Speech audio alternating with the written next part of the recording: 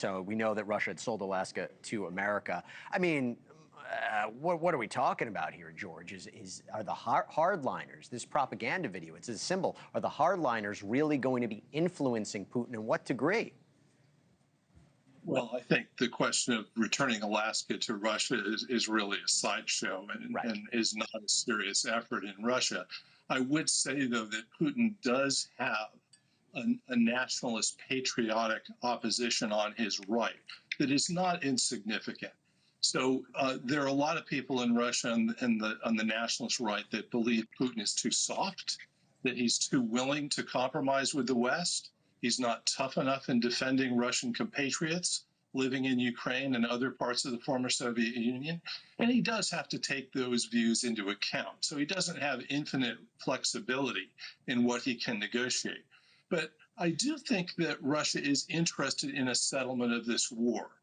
It is not interested in a ceasefire, particularly not an unconditional ceasefire, unless that is tied to some broader objectives that the Russians have that they believe are vital to their security interests. And I think the critical ones for Russia are making sure that Ukraine will not be in NATO, making sure that NATO forces are not going to be stationed on Ukrainian territory.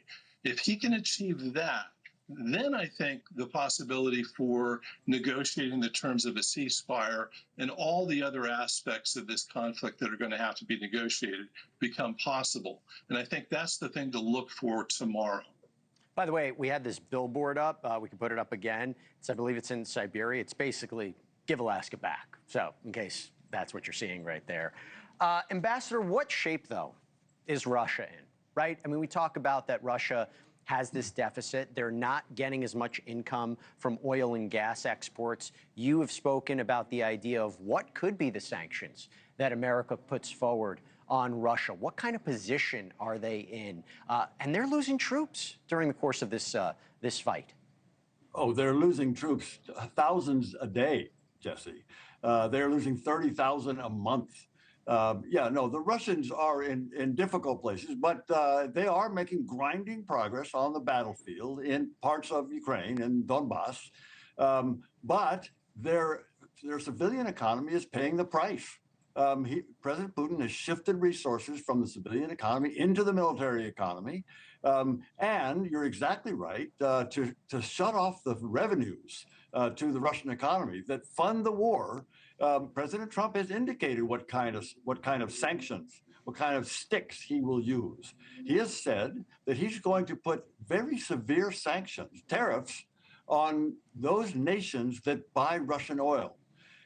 India buys the most Russian oil by the latest account from the Financial Times. China used to buy the most Russian oil. President Trump has already put tariffs on the Indians because they are buying Russian oil. He could continue to do that. That's one of the big things. And exactly what you say, Jesse, that will reduce the flow of revenues into the Russian economy, and that will reduce the revenues that are available for the war. So that's the goal on the sanction side. The more important side, though, Jesse, is for that President Trump has agreed that U.S. firms can sell weapons to the Europeans for them to provide to the Ukrainians to be able to defend themselves. Right. And by the way, 70% of the Ukrainians want an end to this war. So a lot is happening tomorrow. Gentlemen, you both are brilliant. Thank you for breaking it down. Bill Taylor, George Beebe, thank you both so much for coming on. Appreciate it.